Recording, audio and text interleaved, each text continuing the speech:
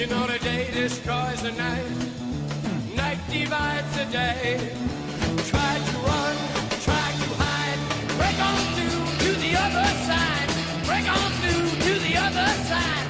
Break on through to the other side. You were saying you lived here originally and then you moved away for some time. When did you move away and where'd you go to? Oh, gosh. I can't recall the exact dates, but I mean, it was probably a good at least 15 years ago or something like that. I'd moved away and I went to Park City is where I moved to. So I was living there for, almost, a decade or something like that. But I was a private chef there in the wintertime. And so, we did Sundance every year, celebrities, blah, blah, blah. And then in the summertime, I would feed the wildland firefighters. So I was dispatched out of Farmington, New Mexico for this Southwest region for 3 months. After that wrapped up, then we'd be dispatched out of Boise. But most of the time, as soon as we'd get to Boise, we'd be dispatched out because California is always on fire.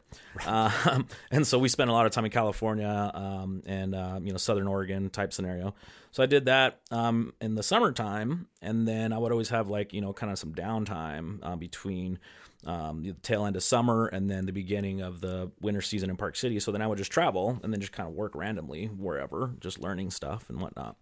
But yeah, eventually, I did come back. I love Idaho. It's gorgeous here, and change of seasons. The food, the foraging. Having so much outdoor stuff. In a couple hours in every direction is pretty fantastic. So yeah, I eventually came home, bought a house, blah blah blah. And so now I'm here. Settled down. Yeah, settled down. Stop traveling everywhere. Yeah, I got married. So but I mean, we do love traveling. So like we go to Italy every year, and Mexico City every year.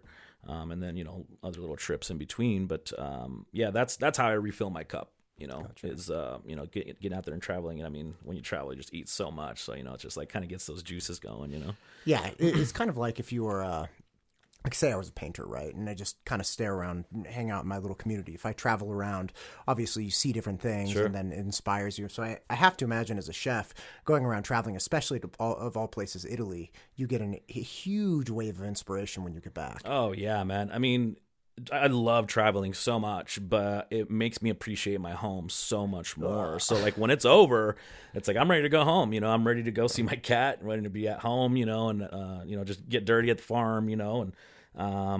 So it's one of those things that it does like inspire me to create more, trying different things, blah blah blah. But yeah, I miss home. I miss these mountains here. So right. It's always like time to go back home. Okay, so let's back up here. You have a farm. You also have Snake River Creamery. You are a personal kind of mercenary chef to hire. Yep. How big is your farm, and how did you get? It's not super big. It's just more of a micro farm. It's about an acre. I think a third of it is food. And that's growing. It's honestly it started. When I bought the property, I already had the intention of having some sort of garden space. But I bought it right before COVID.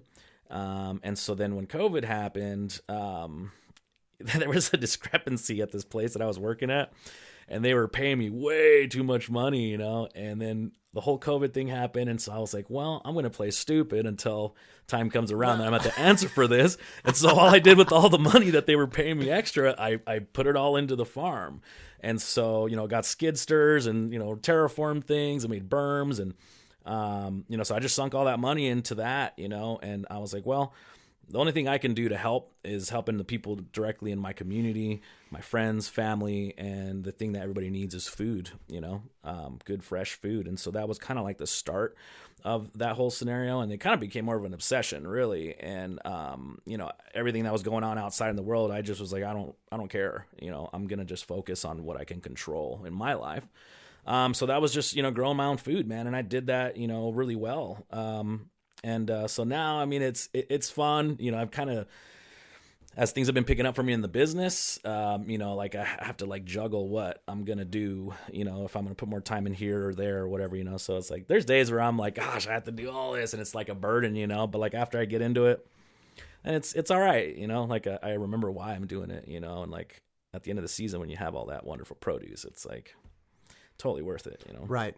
Right, and there's something just fundamental about growing food, about dealing in food prep. My wife and I'm a huge base ingredient individual. Sure. Like, I think a lot of Middle Eastern foods, in particular, like I'll watch some, ridiculous TikTok or Instagram chefs that are doing these elaborate, chutneys and like sauces and dips and everything, and it looks awesome.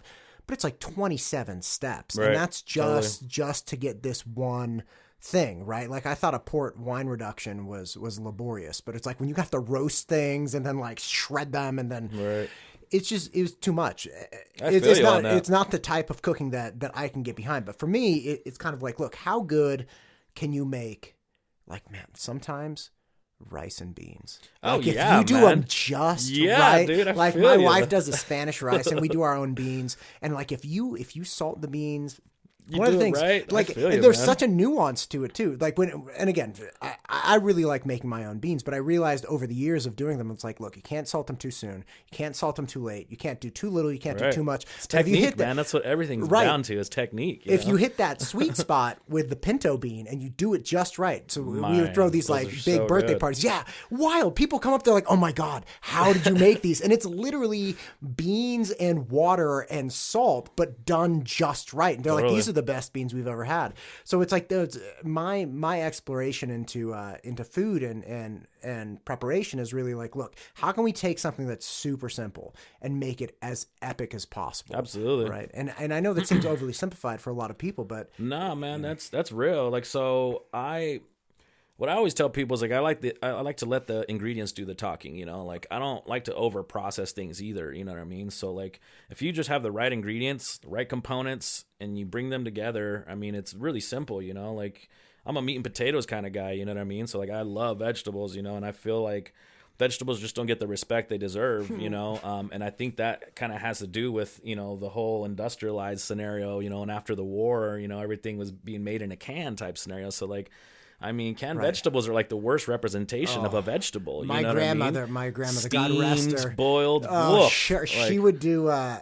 She was this like million-year-old Mexican lady, right? Yeah. So we'd go over and visit her. She lived in Fresno. Every time we'd go down, man, she was wonderful and would like make us food and everything. Yeah. But it was always these like canned peas. She put canned peas on everything, and literally every time I would go, I'd take a bite. I'm like, oh, I remember this is what this is what Grandma's house tastes like. Like it's canned peas. Yeah. And they have such a distinctive taste. Like I love peas too, right. But it's like, but a canned pea doesn't represent a pea, dude. No. Like it doesn't even taste like a pea. Yeah, but you get a fresh pea. You know what I'm saying? Like one right out of the little pod. I mean, it's just amazing. They're so good and sweet. But yeah, there's a certain point too, like where you cook the pea, then they kind of get like that kind of, I don't know, it's almost like a little skanky kind of smell to them if you overcook them. It's just not good. But I mean, it's just the way that you use things. Like honestly, man, when I was younger, we ate beans and rice every day, dude. We were poor, So like as I grew up, I kind of had like a real, I don't want to say hate because that's a really strong word, but like I had a very big dislike for beans and rice. You know what I mean? And it's just kind of been more recently now, just, realizing and respecting that. For one, it kept me alive. You know what I mean? It was cheap eats. Yeah, right. But just like you said, man, I mean, if you do something just simple and right, I mean, dude, I love a good basmati rice with just some salt and some butter in it. Like, oh man, it's just fragrant. It's so good. It's simplicity. It's so like a big old scoop of that. Oh my God. You know what I'm saying? Just like get that on, it just melts on there. Just whoa. I have a buddy. He's a German engineer, right? And he married an Iranian physicist, which is great. Masa. And when they had kids, his mother-in-law came and help with the kids and everything. Because they were both working. And Masa, his wife, is a monster. She was a quant for some big bank and everything. She's super smart.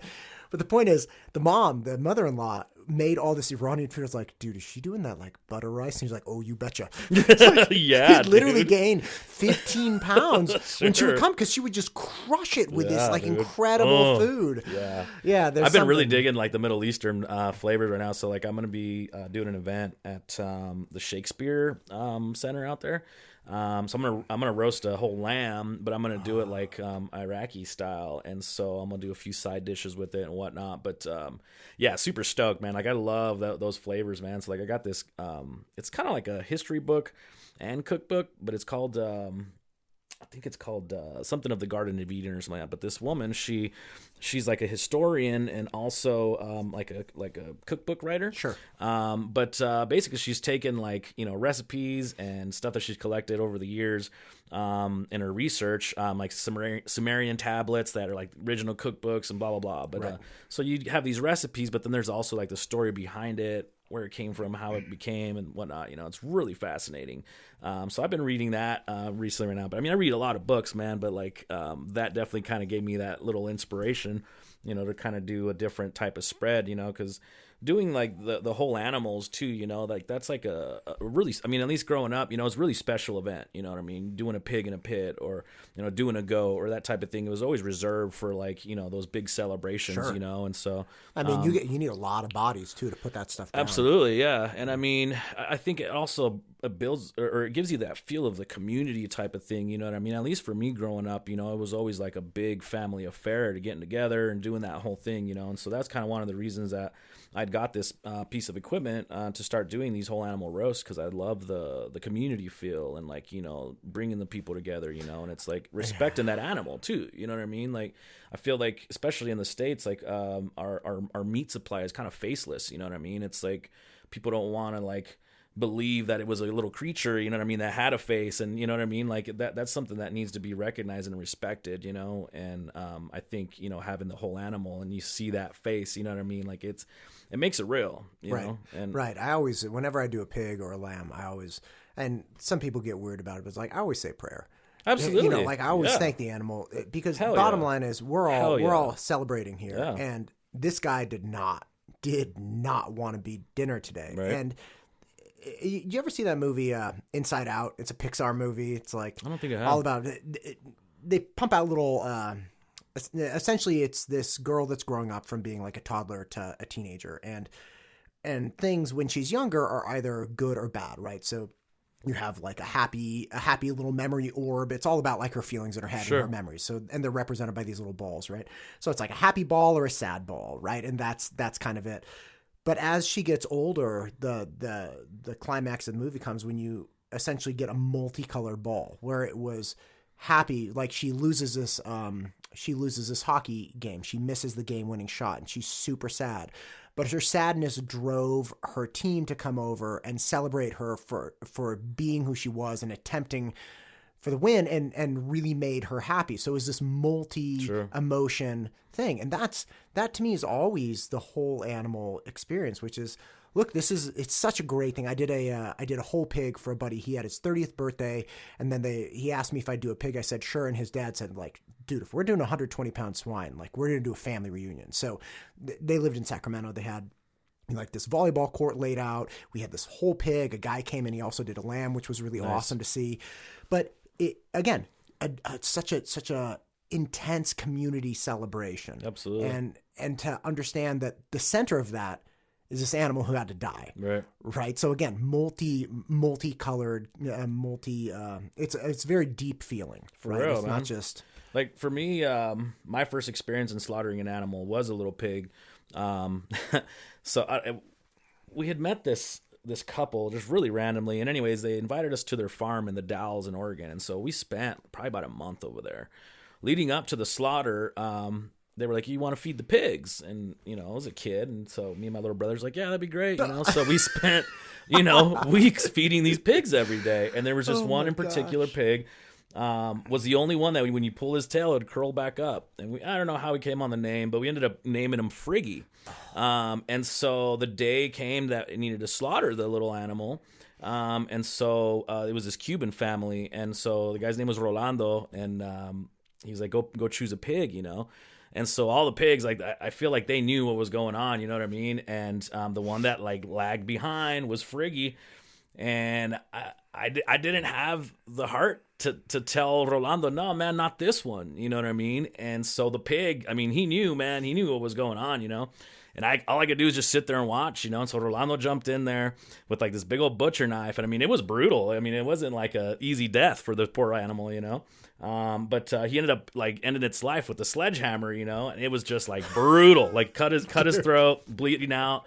Then he had to take 2 whacks at the pig with the sledgehammer. How old are you? You're watching your right? You're watching Friggy. Jeez, dude. I don't even know, man. I was probably like, I don't know, dude. I don't know how old I was, man, but I do remember everything. It was very, very intense, you know. And so I was just like super distraught, you know what I mean? And so right away, you know, they already had water scalding, you know, they did the whole scenario, got the hair off, cut it up, you know, and then they were like, go dispose of the guts, you know, out there, because they had a huge property on the side of the mountain. So we took this wheelbarrow full of guts, you know, and then dumped it off in a ditch over there, right? And so that night, you know, they were cooking the pig, and they'd cut the head off, you know, and they put it in the oven, you know, and then the head came out when it was done, you know, and I was all sad, and I was crying, and I was like, I don't want to eat any of the pig, you know. I was like, I don't want any of the pig, you know. And my mom was like, try it, mijo. It's really good, you know. It's really good. I'm gonna just, you know, try a little piece. And I was like, all right, you know. So I tried it reluctantly, but man, it was so good. And I ate it, and I was just like, I'm sorry, you know. And it was such a weird time because I didn't know, like, it was so many emotions, but it was so good. But after that moment, I had so much respect for eating meat and realizing the sacrifice that these little creatures go through for us to, you know, to live, to get benefit from them, you know. And so same thing, man. Anytime, you know, I work with any proteins or anything, you know, I always have my own little, like, you know, prayer or whatever you want to call it, you know, just giving gratitude, you know. And something I'll always tell, like, the other guys I work with me, it's like, respect the fuck out of it, you know what I mean? Like, you respect that protein, you know? Like, make it, you know, not die in vain, you know what I mean? Like, make it something beautiful, something delicious, you know? Like, so I'm, like, really big on, you know, sustainability and not wasting as much as possible, you know what I mean? I feel like, you know, we have our food systems here, we waste a lot just to achieve a certain look, you know what I mean, on the shelf or whatever it may be. Which goes back to, you know, like I was saying, you know, like just our food industry here is like, it's faceless when it comes to the animals, you know what I mean? Like, one thing that I really enjoy, you know, when I travel to Italy and whatnot, you know, when you go like to those huge marketplaces, you know, like they have the whole animal, you know, they have the legs on it, you know, some of them even have feathers, you know what I mean? Like it's you could purchase the animal how it's supposed to be, you know what I mean?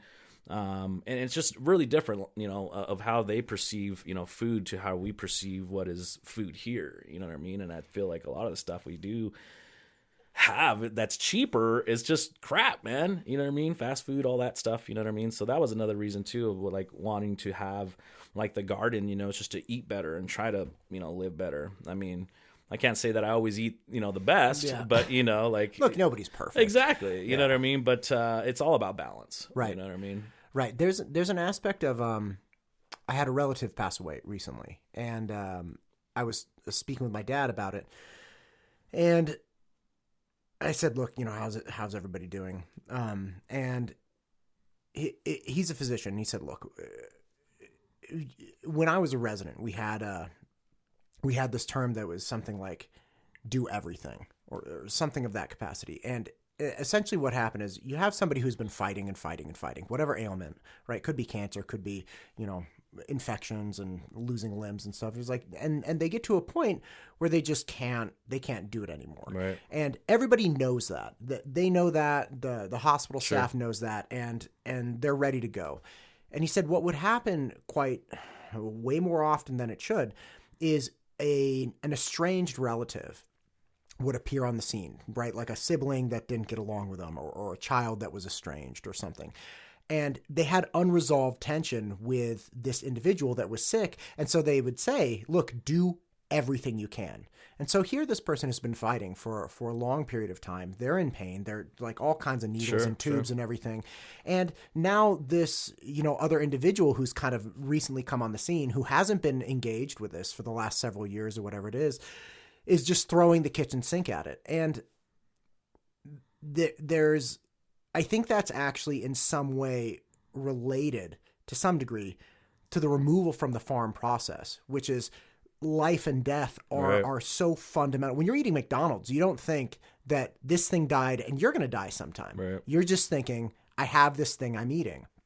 And the relationship, the connection with being closer to the food chain, being closer to the actual food production, being closer to, everything that you're eating reminds you that it's like, dude, you're really no different. Like, Friggy the pig or, Matt or whatever, like we're all kind of going through this process, and life eats life, and we will come to our end at some point. Totally. And I read an article years back about the removal from the American experience and farm life, right? From like the 40s and 50s on, we just became more and more and more removed from what we were actually eating, and that at least this article argued created a real anxiety and disillusion with no, you're mortal, you're gonna die too. That's just the way this goes. You just don't see it in other things all the time. So it's one of those things where you do, again, coming back to the cooking, I really do think about it. It's like, wow, I'm eating something that was walking around, right? And we all like fresh stuff. It's like, well, I was walking around 4 hours ago, right? Like, what does that mean to you? What does that tell you about our place here? We were lucky on the eating end, instead of the other, and we weren't always like that. It's like very recently that we came like top of the food chain. Like, I don't. Yeah, it's crazy, man. Like, that's one thing that I do like though, is that I feel that, especially here in Idaho at least, how we have so much agriculture and access to fresh food here. I think people are starting to kind of come back full circle and kind of realizing that what you're just talking about. And I think people are kind of ready for that change. You know what I mean? Like, not everybody. I love a good burger, man. Like, I fucking love a burger. You know what I mean? Like, that's the first thing I had when I got back from Italy. I was like, I need a burger. You know what I mean? That's the American thing. You know what I mean? It is funny. I was talking to this guy while I was in Spain. He was like, I hear you guys have hamburgers over there and everybody's fat, and I was like, we do. And I was like, a lot of people are fat. I was like, but tell them it's about balance. You know what I mean? Right. It's all about that balance. But I think it's not like there's anything inherently wring with a hamburger. Not at all. It's just like, if you're going to be putting those down every day, then you got to, it's just like anything in excess isn't good. You know what I mean? But it was just interesting to get, this was just like a homeless man, and he was just chatting with me while my father-in-law went into this church. And, he was just kind of, it's like what people think, outsiders think of, like, what we're like here in America. We just eat cheeseburgers. We're just gun-toting freaking crazy people. You know what I mean? And it was funny to like talk to just some different people when they all kind of have the general consensus that that's what it's just like. We're just, cops shooting people all the time. You know what I mean? Like, and it could, it's true to a certain extent, but like, getting that perspective from, an outsider that doesn't live here, like, it made me think about like how grateful I am and how happy that the life that I have, that I'm able to like have fresh food and just that guy's out there begging, like I've always been fortunate enough to like always find work, like I go out there and, I'm a go-getter, and people choose to live their lives certain ways, or like you're saying earlier, people just kind of give up to a certain extent on certain things, and I feel that, people that are homeless and whatnot, they stopped caring at a certain point for whatever reason that may be, but I think I still got a lot of fight in me for, to keep caring, and I feel like I could offer something, and that to me is just through food, and so like that's why I made like the conscious decision to like just start working for myself, because I felt like I have something that I could offer, something that's different, here in town, and I feel like the time is right now, like people are open to supporting local small businesses and also, trying out new things, like there's no way that I could have done this, 15, 20 years ago here. It just wouldn't have worked, it'd be too early. So we were chatting right before we started about, you used to work in restaurants. Mm-hmm. Okay.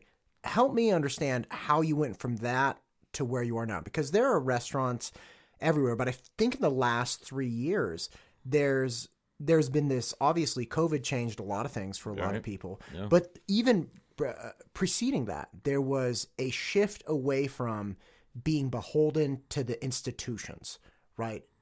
Like 20 years, like you're saying, 20 years ago, you couldn't just be a mercenary chef for hire. Right. But now, like the gig and the gig economy access to everything. It's totally changing. So Right. walk me back. How did you get into the food prep and restaurant business? And what happened there that drove you away? Because everybody likes a steady paycheck. Everybody Absolutely. likes just, hey, I'll cook this steak or burger, I'll do whatever, and I'll just go home and move on with my life. 100%, man. No, there are times where I do miss the consistent paycheck. I do. I mean, I'd been in the restaurant biz since I was like, my first official job on paper, I think I was 15. I said I was 16, but I started as a dishwasher and prep cook for a friend of mine.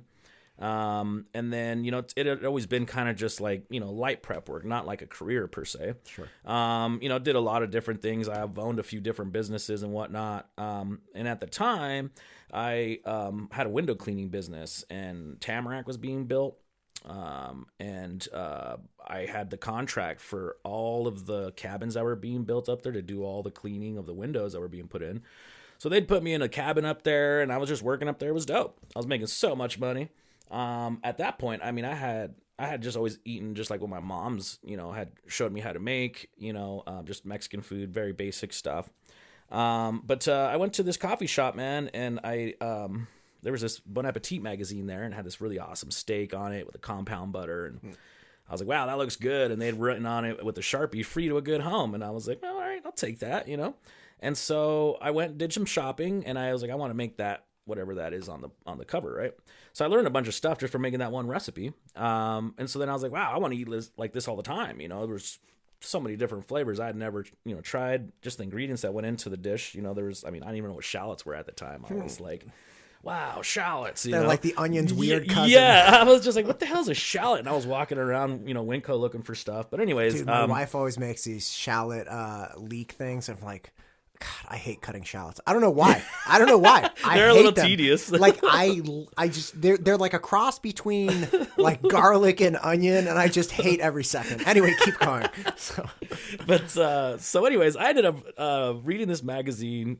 I love reading, front to back. Did every recipe in this magazine, right? So there was a lot to cover.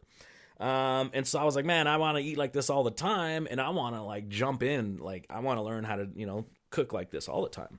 So I ended up selling the window cleaning business, and then I went and worked in New Orleans after Hurricane Katrina. And so I was feeding like FEMA and military and all that, blah, blah, blah. So it was just like mass amounts of catering, After I did that for a while, then I came back, and then I applied for a job. There's a steakhouse. It doesn't exist anymore, but I applied for the sous chef job there, and the chef gave me a shot. 2 weeks in, man, I was like, dude, I fucked up. Like, I shouldn't have done this. Like, this is a bad move. I was getting worked hard, dude. And I felt like I was keeping up, but at the same time, I was like, dude, this sucks, And like, I'm really big on like delivering, you know what I mean? So like, if I feel like I'm not delivering what I should be, it really messes with me, And so like, I have to get better or whatever, So like, and sometimes I feel like it's like that McDonald's age, where it's like you want it now, you know what I mean? But good things take time, Right. Right, and especially when you're dealing with a high-end steakhouse, like getting it just right, dude. You don't want to mess up. You don't, that's high dollar, proteins that you're dealing with. There's a lot of anxiety, with that. I can't even honestly. I can't even go out and eat steak anymore. So like my wife and I cook, like I said, all the time, and we are hard on protein. Like I have tri-tips just right. We got ribeyes just right, and we don't eat ribeyes frequently, but it's like a real special thing. Yeah, absolutely. Right? So she takes me to Barbacoa last year for it was like our anniversary or my birthday or something awesome. Yeah. And so she takes me to Barbacoa and she's like, "Hey, get the ribeye." I'm like, "Hell yeah, I'm getting the ribeye."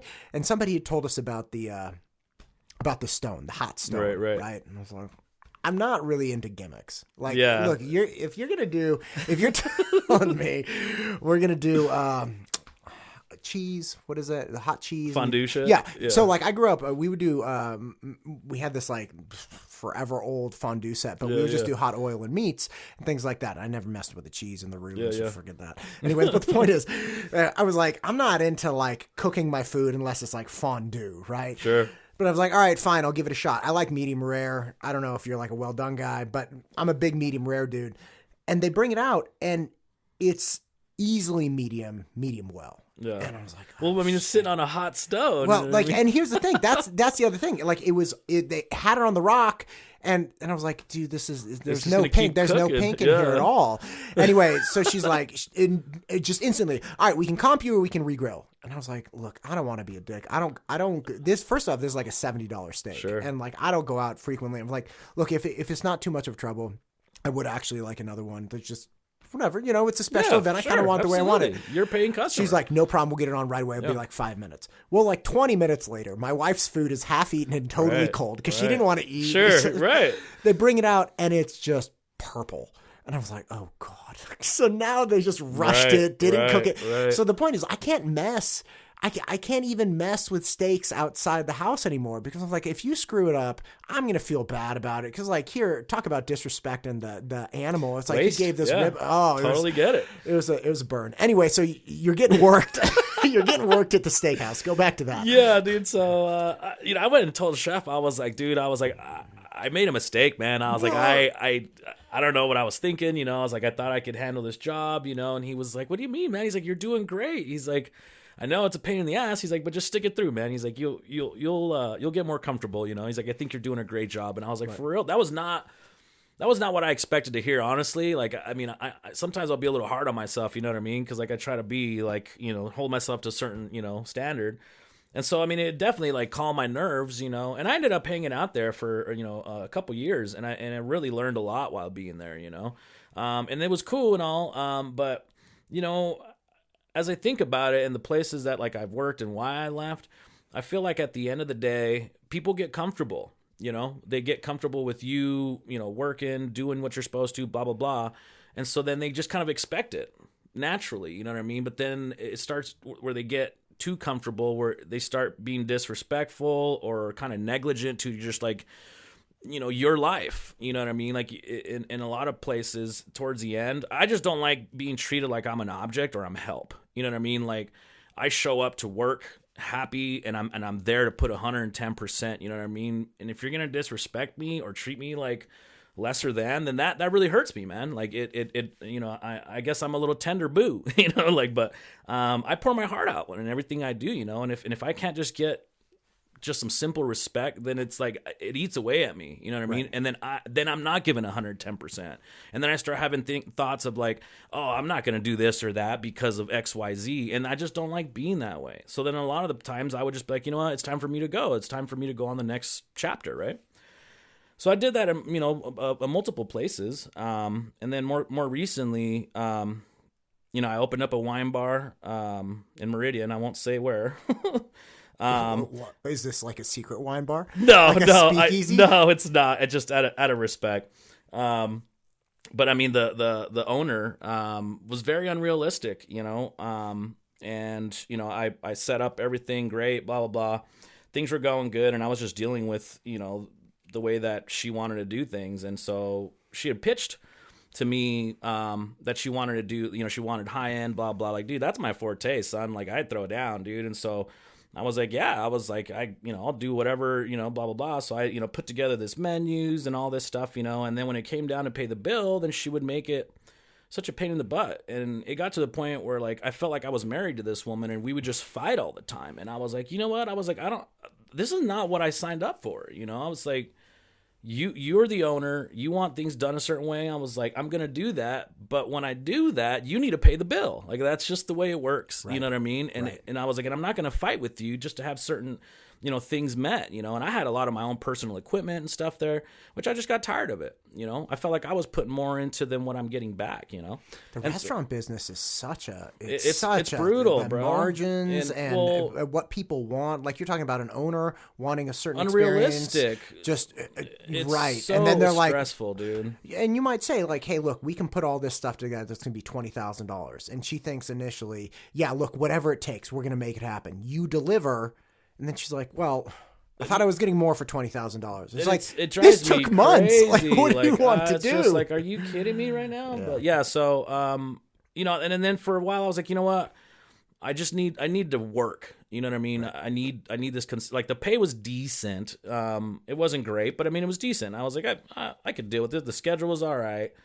So I kind of I got numb for a little bit, and so I was kind of just going through the motions, going to work, and then I had already told her about this upon before she hired me to do this restaurant. I was like, I'm gonna go to Italy, So just so you know, like this month I'm gonna go to Italy. So anyways, when that time came around, she's acting like she didn't know or whatever, and then I was like, we talked about this a long time ago, and she put in an ad for my job the day before I was leaving, and someone had sent me a screenshot and was like, hey, what's this shit? Isn't that where you work? And I was like, used to work. Yeah, I was like, the hell? And so I was like, man, I'm done with this, And so I went in the next morning to pick up all my stuff because I had a lot of my own personal things there. And then she kept playing dumb. And eventually she was like, did you really think I was going to let you go on vacation and leave me here all by myself, all mad, And I was just like, dude, this is your restaurant. Like, I'm not leaving you anywhere. Yeah, you own this place. This is your business. It was like I said, it was like up and down, So I was like, I'm a really laid back, chill guy, and a lot of, well, at least it's been painted, for like chefs or whatever, or yellers and blah, blah, blah, and this and that, you know what I mean? Like, I think you could achieve a lot more by staying cool as a cucumber and just communicating efficiently, And so, like, anytime I start getting that stress level up, dude, it's just not worth it for me. Right. That's not what I'm, trying to make money for, is to get stressed out, you know what I mean? And there's a certain level of stress that I put upon myself when I'm doing my events, but it's not like, negative. It's just like me trying to stay on time type stuff, right? So anyways, I parted ways with that joint. And so then I was like, man, I kind of kept teetering back and forth whether I wanted to do my own thing. And then this other place hit me up, and I had talked to this owner a year previous, and he wanted me to quit my job like right then and there to help them out. And I was like, I can't do that. I was like, I'm at least 3 weeks out. I was like, I'm working for a friend. There's no way I'm going to just drop, And so I was like, sorry. So anyways, they approached me a year later and they were like, hey man, we lost the chef that we hired. Would you be interested in coming over here and taking care of the biz? And so initially when I had met them, their kitchen was just such a joke. Awesome place, but they just totally overlooked the kitchen. And so anyways, this second time around, they were like, oh, we got approved for $1 million rebuild, blah, blah, blah. And I was like, okay, now we're talking. I was like, this is what I'm talking about. I was like, yeah, let's do this. And so, long story short, I trained this guy, had him doing everything. He was the grill guy pretty much. This is like another steakhouse. Had him, I set all the SOPs in place. The place was a mess, dude. It was disgusting there. So I got everything organized, got my guys come through to fix all the stuff that needed fixed, totally turned around. So things were like finally starting to be smooth, like just like I like it. And so then, these people are inexperienced out-of-towners, and they seen that since everything was going smooth, then I started working on doing like, prep lists and then order guides and just all that type of stuff that you really need to, work even more smoothly. And so anyways, they were like, we decided that we're paying you too much money and we're going to pay this guy less money to take over. And I was like, okay. That sounds good. I was like, you guys have fun. The week before they wanted to fire the guy. So at that point I realized, it's not the chefs probably that's the issue. It's, this inexperienced ownership, Right. So after that, dude, I'd put in a lot, and it was an hour commute to this place there and back. And so that was a really, a lot of time out of my day, you know what I mean? And it wasn't a safe drive either, it was out in the boonies. And so then after that, I was like, you know what? I'm done. I'm done working for somebody else, and so my wife's really supportive, man. And, I gotta say, because of her, I'm able to do what I do. She's like the main breadwinner. She's a hustler too. But she, because of her, I'm able to do this, so like I have those weeks where it's like, there's nothing to do. Like this week is a little slow. Next week will be nice and busy. But, yeah, that's kind of just where it came from, man. I just got tired of kind of just being thrown out like garbage, know, when I poured out so much, you know. It's really as you're saying, it's negligence and inexperienced ownership. Totally. I don't know why I was thinking about her today. I had this mom one time in my education career for almost 20 years, I was working with kids, helping them get into college. Sure. And parents just thought whatever happened was like some magic trick, or it was almost like they had no concept that there was more than just like a math book or a grammar book. Sure. Right? So I have this mom. She asked if her son can get in on this class, and yeah, no problem, because his friend was in it and his friend was raving about it. So kid comes and he's, a class late or something. So I'm hustling. Sure. It's like it's second or third class. It's his first class. So I'm hustling to help him get caught up. He's having a great time. Everybody's crushing in the class. And I had this full pantry in the back wall of food. So kids are eating snacks and they're, drinking Cokes and stuff and just getting after it. Right. Yeah. And really what studying should be, an enjoyable environment where people are happy to be there. Right. And then you stuff them full of grammar work and math work and they get it. Kid goes home. And super happy, takes a sweater. I had all this merch for them. Takes a sweater, takes a hat, goes home. And the next day, the mom's like, "Yeah, I don't think we're gonna go. We're gonna keep going. What do I owe you for the class?" That never happened. And I was like, "Whoa, okay. First off, you don't owe me anything if you guys don't want to come back. Like, no problem. What happened?" Right. Because he was obviously really enjoying it. So she comes and she drops off the book, and I can't get a straight answer. I'm like, "Listen, what happened? Like, what was it?" Because he seemed really engaged. He was learning. He was really happy. She was like, "Oh, well, it was, really. And what do you think?" So she'd always like give me these weird, and then start asking me, "What do you think's key to preparation?" I'm like, "Well, key to preparation is a lot of things. Like you gotta figure out why people are making mistakes. You gotta give them the right drills. You gotta like connect with the kid, because if they don't care about you, then your approval is not going to mean anything. Right. And the only thing I have is disapproval if he doesn't do his homework and I say, "You should have done your homework. I'm not happy about this." If the kid doesn't care about me, he doesn't care about anything. Right. Totally. Right? So you have to get them to like you so they're worried. Long story short, she gives me the binder back. I take it home and I'm like, "There's something weird with this. What is this?" And I had one of those, is the spiral binders where it's like the claws that go through. They're kind of a pain to make. Anyway, I go home and I ask my wife, I'm like, "Hey, the spine on this is reversed. Did you make these reversed or something?" Because my wife would help me occasionally. Make them. She's like, "No, I never make them reversed." I'm like, what the hell? I realized the mom took the binder apart, photocopied everything, brought it back. Yeah. And I was like, wow. I realized this. And so I texted mom, I'm like, "Hey, did you take the binder apart?" She's like, "Oh, well, I was going to, because he worked out of a part of it. I didn't want to return like a binder that had been used." I was like, "Did you copy any of this?" Dead silence, right? And I was like, "Dude, joke's on you." So first off, the binder doesn't even have the answers in it. Right. I have all the answers. And the drills are meaningless unless you get people to buy into them and you teach them the drills appropriately. So again, it was one of those things where it's like, you have no idea what's going into this. Yeah. Right? Like, so, and to your point, your experience, it's example, like you have, it's like you're setting up these systems, you're setting up all this stuff. It's like, this is all meaningless unless you have the right person at the helm. Like, that's real, dude. We're just cooking food, right? But if you don't know how to execute on that appropriately and connect with the people you're working with and connect with the owner and connect with the customers, like, none of it's going to matter. For real. No, that's real, dude. I mean, that's why, I was, after that last one, I was like, "Nah, I'm done, man. Like, I'm done, like, showing others how things are supposed to be done and then just being like, oh, I could do this." You know what I mean? Like, it was like, nah, we're done with that, Right.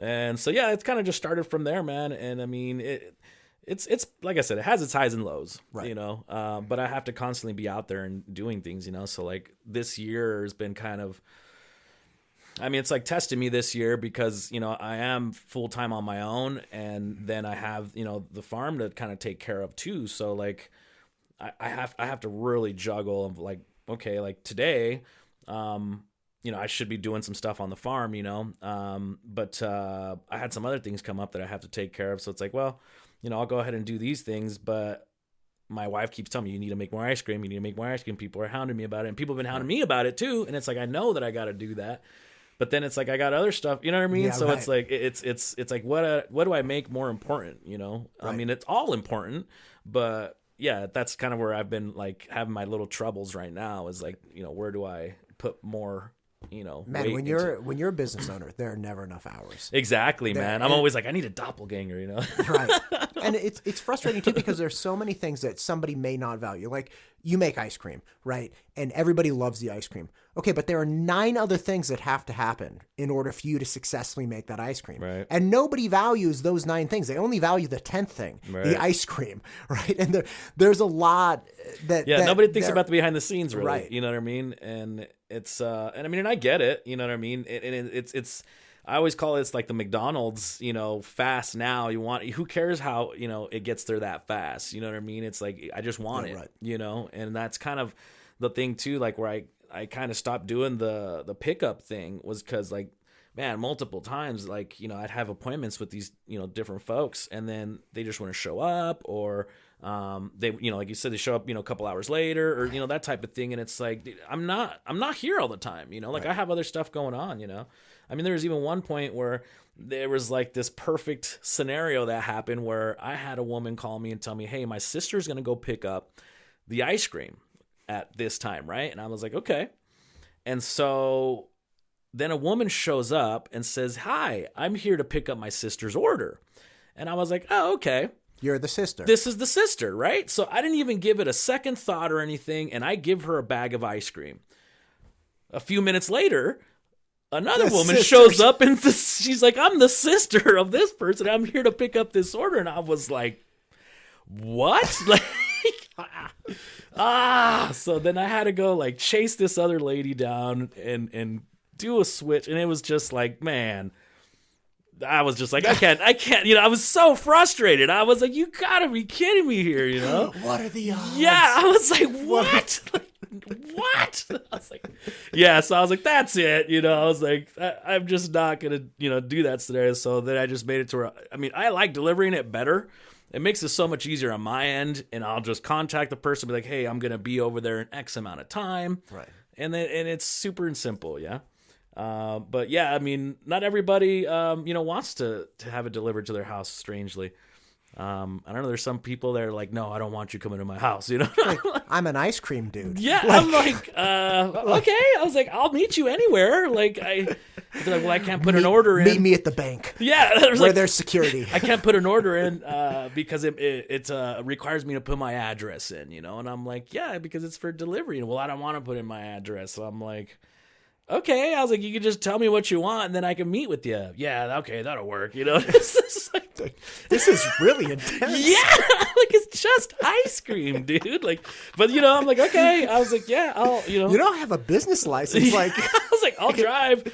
And then the other thing too, it's funny. So like on the Google website, that people get my number from, it says delivery and pickup only, right? But then, I've had this happen so many times, and people are like, call, and then they're like, yeah, so this is the creamery? And I'm like, yeah. I was like, what can I do for you, Well, I'm over here, and I'm like looking around for your place, and all I see is warehouses. And I'm like, yeah. I was like, you're probably at the right place. I was like, that's my commercial kitchen space. I was like, but it's not a shop. I'm just like, did you even read any of this stuff? You know what I mean? Like, but yeah, so, constantly. And then when I tell them what the scenario is, like, oh, yeah, I'm not going to order online. I'm like, oh, okay, well, thanks for the call. Like, good Godspeed, sir. Yeah, I don't know what you want me to tell you, Like, well, I'm not going to do that, And I'm like, oh, okay, well, but we wanted ice cream right now, And I'm like, I understand that. I was like, but I'm not at the location. And I was like, I'd be there like in 20 minutes if you'd like. And oh, no, that's not going to work. I'm like, okay.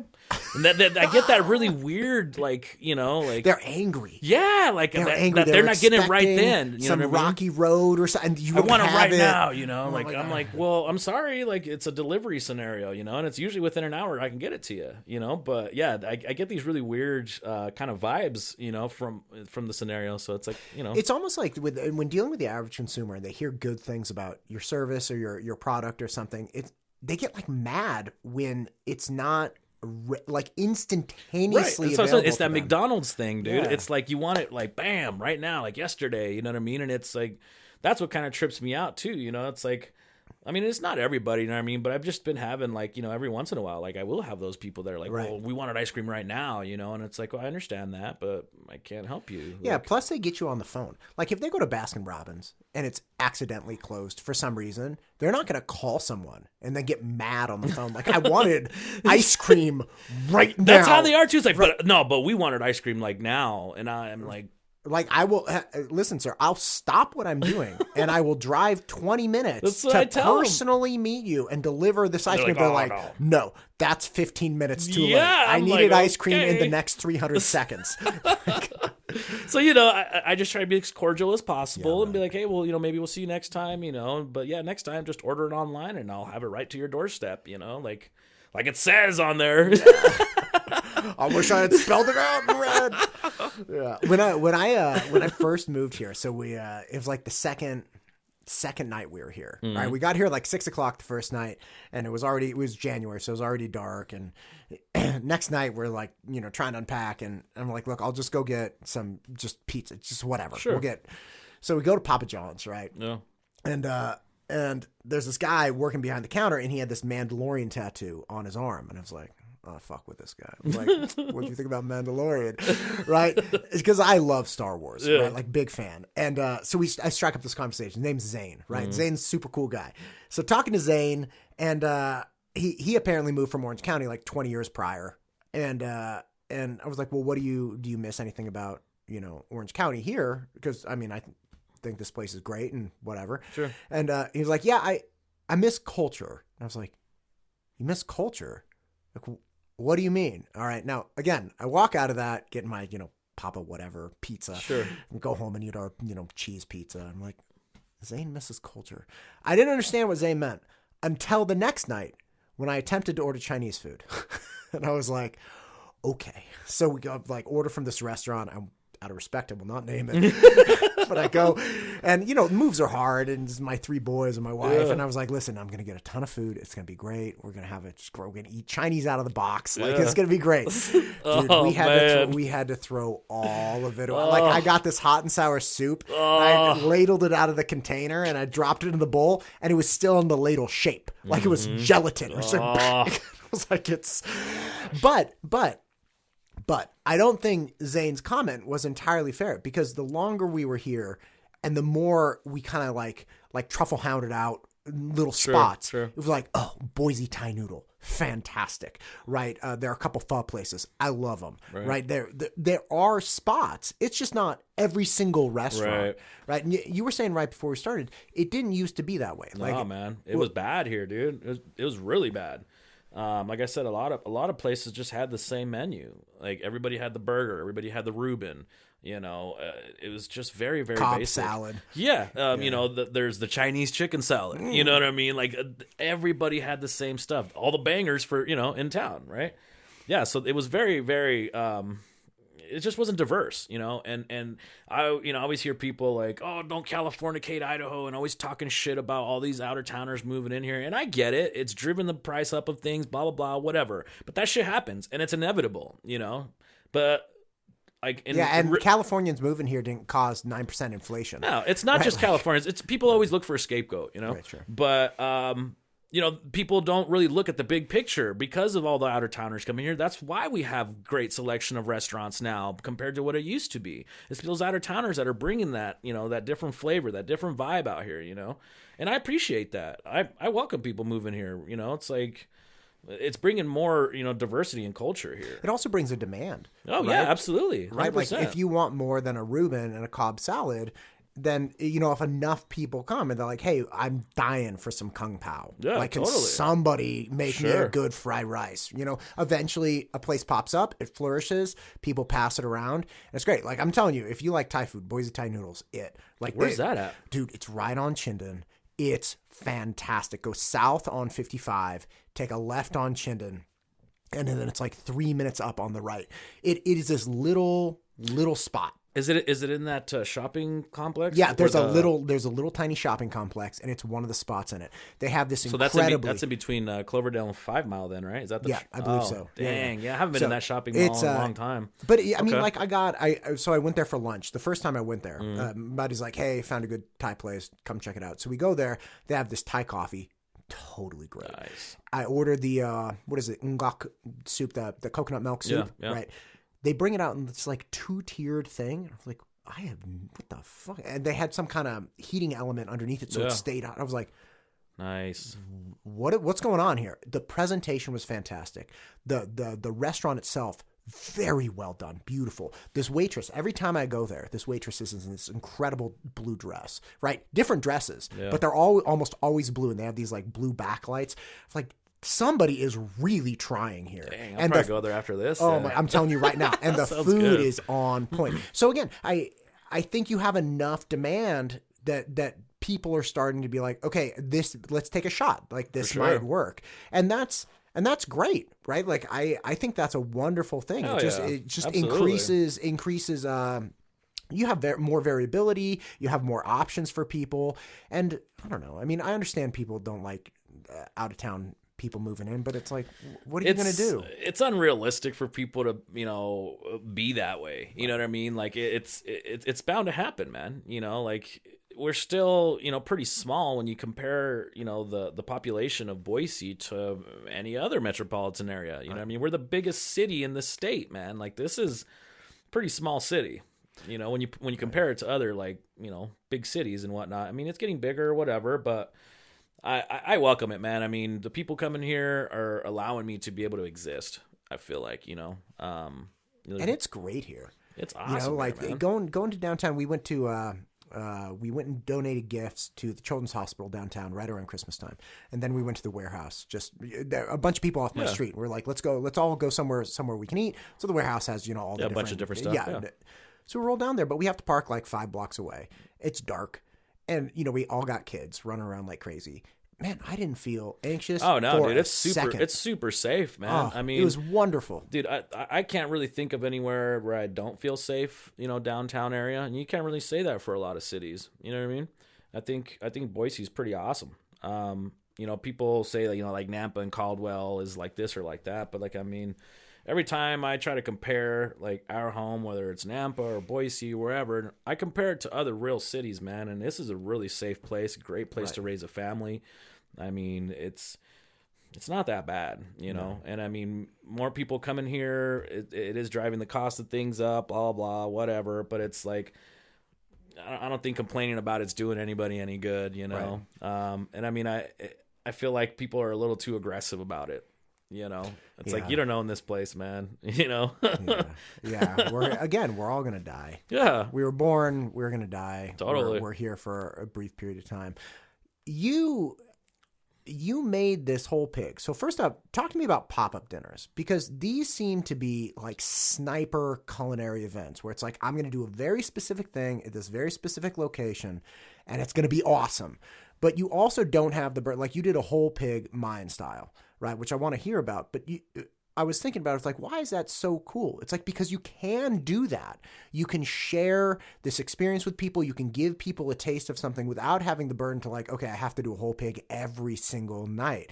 And then it becomes this, routine thing, and it loses a little bit of that punch. I think that's at least in part why food trucks are becoming this awesome thing, because they can bring menus, they can transport themselves to very specific places, and it's like this sniper shot. So you did a Mayan style whole pig. Help me understand this. Like, what is that?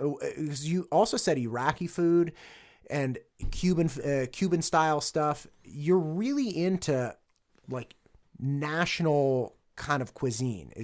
Am I picking that up like that? And they're all obviously influences. I could say sure. That's safe to say, I guess. Okay. So I mean the Mayan style pig. So initially, I had a buddy of mine lives in outside of Boston, and so he flew me out there to do a private dinner for this private winery, and so that's kind of how initially the menu that I did here was created. Was he was like, throw together a menu or something, and then I'll submit it to, the group. Sure. And so I was like, sure. And I was like, well, you think some Latin something would be all right? Like, oh yeah, they would love that. So I threw it together, right?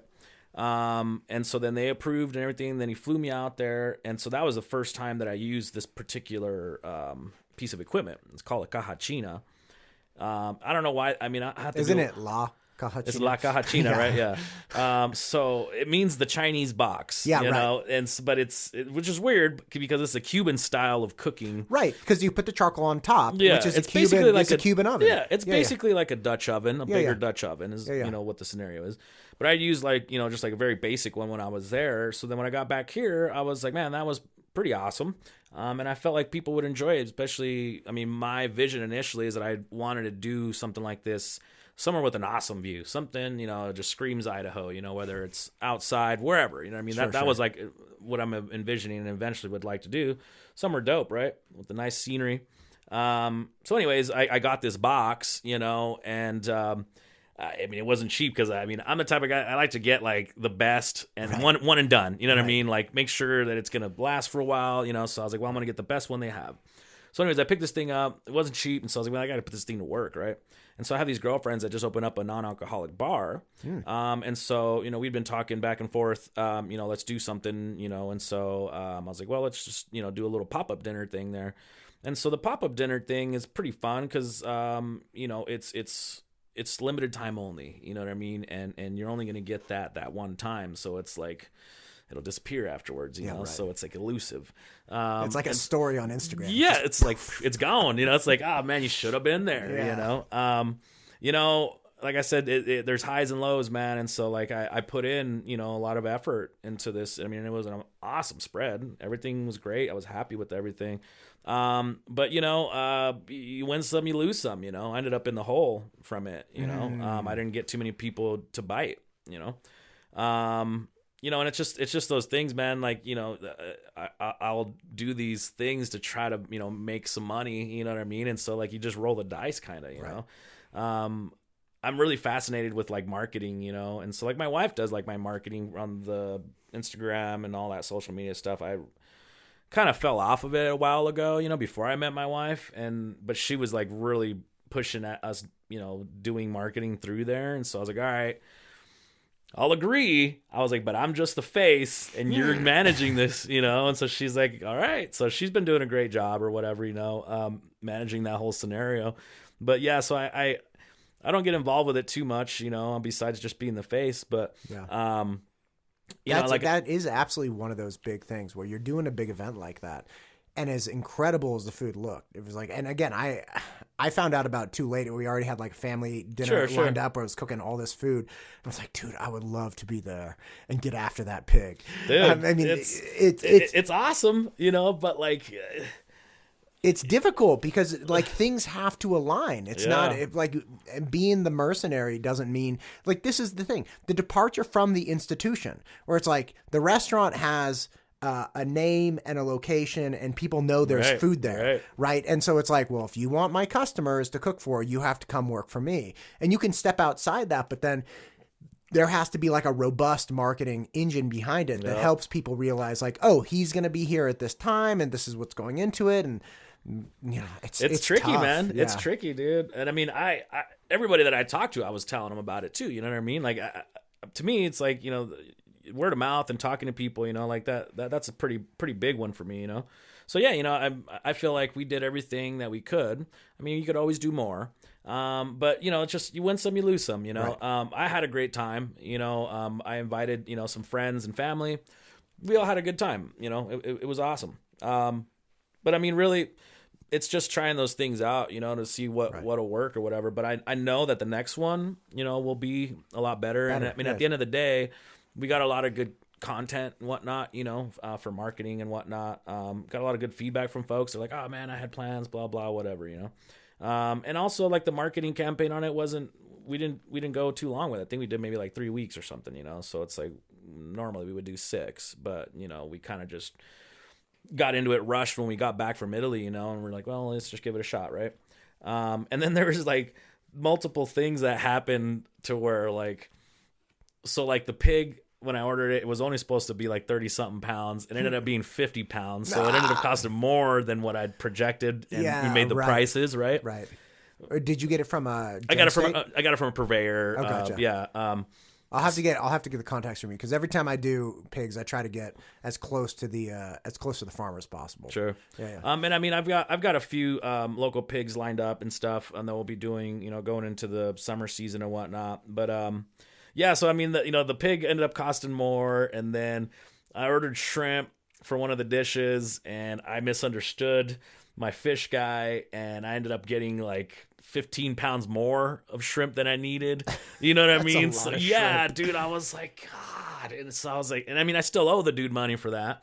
So, like there was just little things that happened like that like, just added to, and it's just like those things happen, man, right. like, and it's just like, you just got to kind of deal with the punches, but like I said, man, I think the next one will be better. I think we'll get a little bit more attention, and I mean, we'll definitely go with the longer marketing scenario, as far as like doing like the ethnic type thing, like I just enjoy other cultures and like the way that they eat, and it's just different, you know what I mean? And that's kind of like just the thought behind it is just it's something different, and it's a different experience, something that you're not gonna ever get, unless you go to one of those places, and that's kind of like the thought process behind it. It's experience, you know what I mean? I want it to be something different, something that you can be like, wow, I would never normally eat that, but that was fantastic. You know what I mean? And so that's kind of like my thought process on kind of doing things like that. So like the next pork one that I want to do, I want to do a porchetta. Are you familiar with that? No. Oh man, so good. The first time I had it was a really weird place. I was in, this is when I was traveling by myself. So like I'd got divorced a while back, and I just was wrecked. So I was like, I need to figure out my life. So I traveled for a while to just kind of get to know myself, really. But I was in Rome, by myself, and I went to this really awesome antique store. I mean, they just had just super old stuff, amazing, and I was just like, wow, because I just love antiques and whatnot, But anyways, it was this huge warehouse, and then I came around this, hallway thing, and there was like this huge like chopping block table, and this dude just had this huge hunk of meat on there, and he was just like slicing away and just slapping meat on bread with some provolone picante, and I was just like, oh man, yeah, give me some of that, right? So porchetta is a pork loin that they kind of flay out, you make it flat, and then you put and then they roll it. And then they cover it with a pork belly. You know what I'm saying? So it's a pork loin with herbs and spices and stuff rolled inside of a pork belly, and then they crisp the pork belly up so it's all crackling. Oh my god, it's amazing. So I want to do that for the next one, and then just do like a badass Italian spread with some porchetta, and so the same thing. It's like a lot of people don't know about that, but it's so damn good. You know what I mean? It's fantastic. So it's just like I want to provide those unique experiences, and it's a pop-up thing. So it's like once it's done, it's over. You know what I mean? So like you got to get there. It's that exclusive thing. Yeah, it's a temporal thing. Yeah. It's like there's something about like, oh, I'll go next week that delays people from having better experiences, because they're like, well, it's like the friend, right? The friend that you always mean to see, and then like he moves, right? Or things. It's like I've been living next to you for 5 years. Yeah. You know what I mean? It's like, oh, I'll do it on my own time type of thing, Right. But it's like it's the exclusiveness, I feel like is what eventually will like drive more people to want to experience it, Right. And so limited time only, like, and you're getting something like there aren't many people that are doing whole hogs, right. And there aren't many people like the porchetta. I can't imagine that it would be very easy for me to go out tonight and right. just stumble upon that. I can't think of anywhere that I can get some porchetta right now. You know what I'm saying? Or get a whole roasted hog. You know what I mean? So it's like. It's the uniqueness and the experience that I want to drive to have people experience more of like our local food culture that we have here. Like there's a lot of great restaurants out there, man. Right. And a lot of them are the smaller family owned restaurants, like that Thai place. I didn't even know about that place, but I'm sure it's small little local family just on their grind trying to make it happen, right. Offering their wonderful food. And it's like. Those are like some of the best restaurants that I like in town, are those little small tiny restaurants. And so when I find those places, I tell anybody I can about them, because I know the struggle, I know the hustle, so and I'm super grateful to have those little tiny places like that, because they're so wonderful. Like there was one joint that I used to go to when I was working at the steakhouse. I'm sad it's gone, but towards the end it was just horrid. It was a Vietnamese place and they did like pho. It was called Pho Tam is what it was called. I mean, it was so good, and it was like the only place that stayed open till like 1 o'clock in the morning. Because every time I get off of work, all that was open was Jack in the Crack, McDonald's, or you know what I'm saying, just fast food. And I was just like, God, I don't want to eat that shit, you know. But then I found this place, and it was always open till 1 o'clock. So like all the time, man, I'd get off of work, I'd go in there, and I mean, it was just bomb, really well made food. And then the last time I'd went there, I'd ordered, it was like a little egg pancake thing, and it had like sauteed onions and shrimp. And so I was like, oh, that sounds dope. You know, I'll try that. And so it was coming on a sizzling platter, right?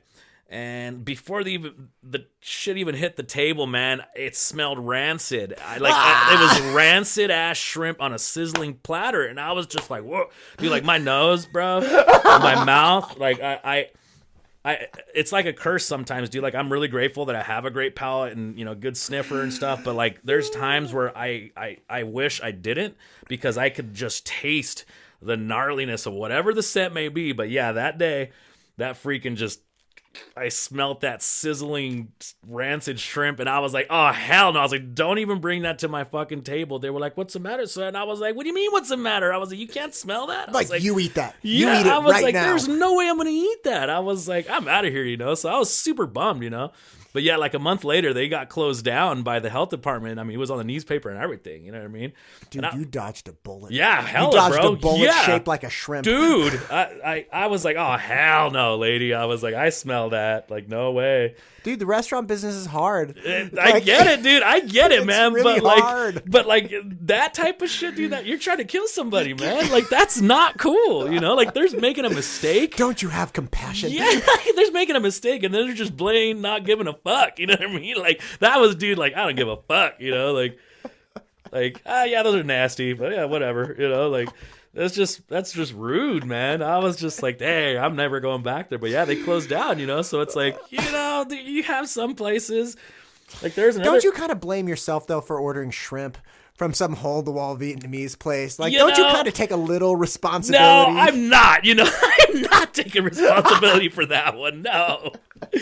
You know, I'm just an innocent patron, you know? With the hungry stomach, you know, like I'm trusting. It's 12 a.m. I'm just trying to get a little bite. Yeah, I just got off of work, man. I'm stoked when someone else makes me food. You know what I mean? So it's like, but yeah, I just wasn't gonna go down that route, dude. I was like, that's not cool, man. Like, there's this other freaking Vietnamese place. I can't remember what it was called, but I went in there with a buddy of mine, and I was like, oh, you know, I'll get your lunch, bro. And then he's like, oh, thanks, man. So you know, we're eating and. You know, I got my dish and I was like, I caught a little whiff of like some gnarliness, you know, but I was like, it wasn't like solid, you know what I mean? It was kind of like, I got a little bit of it and I was like, okay. So I kept eating. It was a chicken dish. And the chicken was rancid, bro. After I got like into the third bite, I was like, yup, this chicken is not, you know, it's not right. Like it had like so much sauce on it. That, you know, it was kind of masking it, you know what I mean? But, like, bro, I can taste that, man. And I was like, nah, dude, I ain't eating this, you know? And I told the lady, I was like, hey, man, I was like, there's something wrong with this chicken. And she's like, oh, is it bad? I was like... Is it bad? That should not be your first question. Like, it should be like, I'm sorry, did I make it too spicy? Like, because the freshness of this I just looked at her like, for real? Like... She already knew, bro. You know what I mean? Like, I was like, oh, Pedro, hell no. Pedro, stop going to Vietnamese places. Like, I love me some pho, though, bro. Like, I just love it. Oh, my God. Gosh, I love this stuff, man. But yeah. There's a Pho Nueva. That one's good. That one's good. And then I just went to Pho Wen on the corner of State and... What's that street? Oh, you're talking about... like across from Big Five Sports. Kitty corner to Big Five Sports. Yeah. It's in that weird little small shopping part. Yeah. Okay, I've never been to that one, but... That one's good. I went there. Good. I went there last week. And again, I'm very discriminatory when it comes to noodles. So no, sure, yeah. Both of them are good. But Pho Nueva's never done us wrong. Like, no, that place, gone every there. time I've been there, it's on point, dude. It's so good. Like, I love going there. So, yeah, that place is awesome. Just stop with everything else. Like, stop it with your weird chicken and your shrimp. I'm the type of cat that likes to order the weird shit, though. You know what I mean? My brother and I remember we were with I think I was married by then, but anyway, so with my wife, we were going to the city to go to the Science Academy, Academy of Sciences, big museum in San Francisco. Yeah. This is years and years ago. And on the way out, we were walking towards BART, and my brother's like, let's get some food. And I'm like, yeah, I'm hungry too. So we find this, I think it's Ethiopian place, right? And my brother's like, goes in. We're both very, like, full on, like, I'll eat anything. Like, let's try it. So we go in and we order this big platter, and the guy's like, how do you want it done? My brother's like, yeah, raw. So they literally bring out this platter. It's on the big flatbread, right, with all the different things on it. Right. And in the center is this ground beef, like seasoned ground beef that literally they showed it a picture of a flame and put it on. They didn't even wave it. They just they're like, you see this? You're cooked. This is it. And he's like, all right. So they bring it out, and I'm eating this, and my wife literally, because this is like some hole-in-the-wall Ethiopian restaurant in the city, and my wife's like, I'm not eating any of that. Like, I'm not fucking touching any of it. And my brother gets really offended. And I got over this with my wife because I'm a very adventurous eater, and my wife does not have a cast iron stomach like I do. So, like, if somebody was going to get sick, she was going to get sick. Sure. So I knew right away when my brother was like, she's not fucking eating anything. So we had to stop and get her a pizza when we got off BART in Lafayette. And my brother was so offended, but it's like, look, I mean, you got to realize when you're adventurous, you can't always expect other people to jump on the adventure. Totally, man. Right? That's like, so true. It's too hole in the wall Italian place. Okay, back where we used to live. I was like 29 years old, and I was like, again, I've toned it down a little bit. So should you, from the sounds of it. Tone it down. Anyway, but so we go into this little place, and we're on a double date with her friend and her friend's loser boyfriend. They're married now. Whatever. I don't like you, John. Anyway, so the point is, we're on this date. Hey, John, shout out. You suck. Anyway, so we're there, and I'm like, dude, clam linguine. All the way. My wife, or excuse me, not my wife, but my mom is Italian. She would make me these, It's a good dish. oh my God, Alfredo. So bomb. Yeah, so I get this clam linguine. My wife's like, what are you doing? I was like, dude, it says fresh clams. Right. Come to find out, it means fresh out of the can. Like that, and it is literally just linguine, oil, and clam. And I was like, whatever, I don't care. So I'm plowing through them. Man, I couldn't be 10 feet away from the bathroom for the next 2 days. And it was, and I woke up at 3 a.m. I was like, oh, it's over. Like, you shot, you missed. You shot, you greedy son of a bitch. Like, you got too brave, and now you're paying for it. Yeah. We were in Italy just recently, and we went to this seafood restaurant that one of our cousins took us to, and I knew just about everything that was on the menu, right? And there was one item that I didn't know what it was, right? And so I was like, well, I'm going to order that.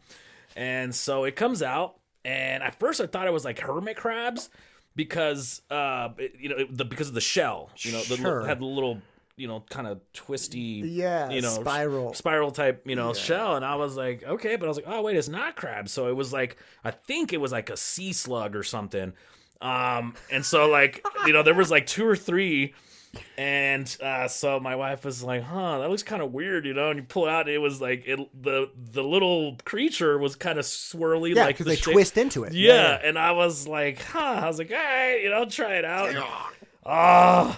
I mean, the sauce was good, man. The sauce was good. I'll give them that, but I don't even know, dude. It was like if a booger was cooked to like cartilage consistency, maybe. Like, it was the strangest texture. Cartilage consistency. One of the strangest textures, I guess. Like, you know what it's like when you pop the cartilage off like a drumstick? It's like that consistency, but twisty. It's really weird, dude. And so there was one left. I was like, you want that one, babe? She was like, oh, hell no. It's like, all right, we won't order that one again, But sometimes I'll give it a shot. Like one time we were in Mexico City, and that trip, we had a lot of interesting food. I wanted to try a lot of like indigenous type cuisine, so they eat a lot of insects and different type of stuff like that, And so most of it was pretty good, man. We had this, so we went in this restaurant, super dope. It's in Teotihuacan, and it's right outside of the pyramids there. And so it's in a cave. Allegedly, this cave used to be used by, the ancients there, but it's beautiful, man. Super dope. In this cave, it's beautiful, man. I mean, they had like candles all lit up on one side and stuff. Really, really dope vibe, Anyway, so we ordered a bunch of food, and all the food is great. But we ordered tostadas with crickets on them, right? And I guess if I would have like maybe prepared the crickets myself beforehand, like that, it might have not been bad. So I think what I should have done is pulled the legs off. Because the crickets themselves are not bad. They taste all right. But it's the razor blades on their legs. Yes. So they were getting into my, gums and stuff. So I was like, it wasn't that great. Anyways, the last day, before we head home, we were leaving in a few hours. I wanted to go to this like super huge market that was close by where we were staying. And so we went out there, and I mean, dude, I don't even know where these animals came from, but my assumption is that, some of these cartel dudes had a bunch of old wild animals that, eventually were too old or whatever. So then they made it to the market, because at this one particular stand, they had like tiger, lion, all kinds of like exotic creatures on the menu. And I was like, huh. And so I asked him, I was like, how is the lion prepared? Oh, we put it on the grill for you. And I'm just like, nope. And a lot of them are just like, grilled. And I was just like, nope, I can't even think of how fresh that meat would be, or, you know what I mean? So I was like, nah, I'm good on that, right? I ended up getting like duck enchiladas or something. I was like, well, the duck has been cooking in a pot for freaking ever. So, that should be bulletproof. So you can't taste the rancidness. No, yeah.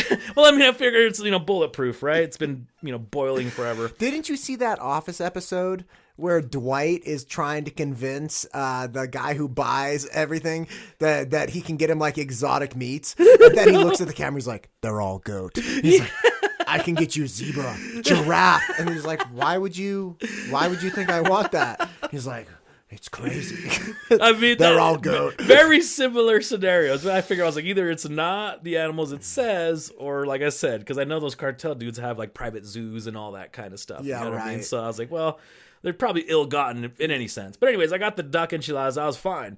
But one of the stalls there, they had like a bunch of insects, and so they had some scorpions. And so I was like, oh, I want to try a scorpion. I've always wanted to try a scorpion, right? So I asked the dude, I was like, yo, man, how would you eat these scorpions? He's like, oh, what you want to do is you want to, take a little bit of onions and some garlic and saute that up, and you throw a scorpion in there, saute it up. And then you're going to want to put it in a freaking, tortilla with, some fixins, salsa, whatever, right? And I was like, oh, okay. I was like, well, I want to taste it in its raw form, right? And so there's a video somewhere of me trying this damn thing. Oh, man, it's not good, man. Like, I can't even describe what it tastes like. I don't have anything in my memory banks. It has an exoskeleton. Like, what are you doing eating it raw? Like, you are far too trusting in the culinary world. You're like, well, if they're serving it to me, it must be okay. No, you're in a stall next to a stall with like retired giraffe. Like, don't eat the scorpion, bro. So if I could take a bite of this thing, right, and its freaking claws are like all hanging out and shit, and so just so you know, it's fried. It wasn't alive. So the thing's been fried, right? So weird, because yes, it has the exoskeleton, and then you bite into the thing, and then on the interior it has like a reduction that's kind of like the consistency of like Nutella, but it did not taste like Nutella. It's goo. It was like it was like Nutella. It was like the consistency of Nutella, but it was whatever his little innards were. Oh my god. Oh, homie. Oh my god, Pedro. I was like, check that off of the list. When I was in Iceland, we tried, I tried, I believe it's called Hot Carl. A hot Carl? Hot Carl. So basically, it's a fermented shark. No, you did the fermented fish. Yeah. Dude, that's like legendary bad. So to give you a little backstory how the scenario comes about. So it's old world food, survival food from the Viking era. And so basically it's a Greenland shark. It's the Greenland sharks are one of the oldest living sharks. They could live up to like 300 years. I think the oldest one was like 300 something years old. Right. And they have like antifreeze for blood. Something like that, yeah, because they're really cold is where they live, right? So they don't have a bladder, so they don't excrete urine like normal animals would, but they excrete their urine through their skin. And the older that the shark gets, the more pissy or ammonia-ish that the animal is. So what the Vikings would do is they would bury this animal to let it, let the ammonia kind of dissipate some. And so then after they bury it, then they pull it out, and then they wash it off, then they salt it, and then hang it to cure for another however many weeks. And so it smells a lot worse than what it tastes like. It's kind of smells like pissy fish, I guess. It just kind of has a weird little ammonia-esque smell to it, and it does smell like fish. But when I tasted it, it's actually not bad. I mean, it just had like a slight taste of ammonia, and it kind of had like the consistency of like a ahi, a raw ahi. It's wild that you have on your plate something that tastes like pissy fish, and you keep moving forward. Like, you are the craziest food warrior I have ever met. You're like, I am not giving up on this battle plan. I mean, I went there specifically to try it, bro. So like, it was a mission to find it in the first place. You know what I mean? Because it's more of a I don't know, kind of just something that like out of towners try just as a nuisance, or you know what I mean? Yeah. Even people that live there don't really eat that shit because I mean they got regular food now. Right. But I wanted to try it out. I mean, I had some really interesting stuff when I was in Iceland, man. Like, there was one of their like national dishes. I love the name. It's so metal. It's called lamb face, and it's literally a lamb's head on your plate, dude. Like, it's sliced halfway, And I mean, it's just a freaking lamb's head on your plate, Wait, it's sliced down the center, and then they lay it down. They lay the flat side so it looks down. like the lamb's head is coming out of the plate. Yeah. Lamb face, dude. It's so metal, dude. Yeah, I was like, lamb face. I was like, yes. I'm gonna eat your nose. But I mean, I love lamb, so I mean, it was delicious, But it was like, the presentation. I was like, holy shit, man. Dude, that's real. That is real. I did a pig for my buddy for his engagement party, right? And so the La Cajina, whatever, the China box, right? That, like you're saying, it's a Dutch oven, so it's a real oven. So the pig roaster that I wanted, I was like, I actually want to be able to smoke this thing, right? So the way I have it set up is essentially a grill that's elevated off the ground. So it's 2x4s. Then rebar going across to make the actual grill. And then you do a canopy over it. And the canopy is constructed in various ways. But the canopy is made of tinfoil and painter's canvas. And you do 3 layers of each. So it reflects a lot of the heat, but it breathes, right? And the heat source is actually disposable baking trays filled with coals and then wood chips or whatever that you slip underneath underneath the grill. So pigs down the center, and then lower and to the side is the heat sources and stuff. Anyway, so I do this one, and for him, he was coming from Canada, so I was like, I'm gonna do like brown sugar and pineapple, just like because you don't want to get crazy, right? You can't do like super spicy. You don't know who you're dealing with. Right. A lot of Canadian folk, they're not known for their spicy cuisine. Anyways, and his wife, his fiance at the time, is Greek, and so I did a big old lamb roast on the side. But I did a rotisserie, so I made a rig that had a rotisserie engine on it, and then I did charcoal underneath, and just, oh man, dude, the lamb, it was so on point. So her side of the family was Greek. They blew through that lamb like it was a joke. Like they ate, like I've never seen people like lamb so much. It was great. Nice. They were complimentary, so I was pleased with it. I was like, yeah. I did it. Nobody got so check this out. I get really scared every time I'm doing a pig roast. So first off, I brine it, right? So a lot of rock salt and stuff over 24 hours and get it nice and brined. And I always get really scared. I'm always like, dude, what if it's not cold enough? right? Because I get a giant like Rubbermaid essentially container, Okay. put the pig in it, water, ice, salt and everything. So I freak out, right? Because here I'm realizing like, dude, this is the not engagement party, the rehearsal dinner. So it was like the wedding's the next day. Right. If I screw up any of this, people are going to die at the wedding. Like there's zero room. Like at my buddy's 30th party when it was like it was like, that would be a funny story. It's like, oh, do you remember the family get together? We all got to, like, I don't want to get anybody sick. Right. But I was like, but a wedding, like you can't. So I get freaked out. So I run home because I go get this pig. I set it up. I get all the ice in it. And in between my tutoring appointments, I get so scared that I go and buy more ice and run home. And of course I open it up and it's like, it's all ice. Right. Like there's no need, but I'm freaked out. Sure. So then the next day I have to get up at like 4:30 or something. This wedding's in Napa. I got to drag this, my Rubbermaid from the back of my house where I had it stored all the way up to my Prius, right? Throw this box. It's like, at this point, it's got to be like 150 pounds because you got all the water, you got the ice, you got the pig.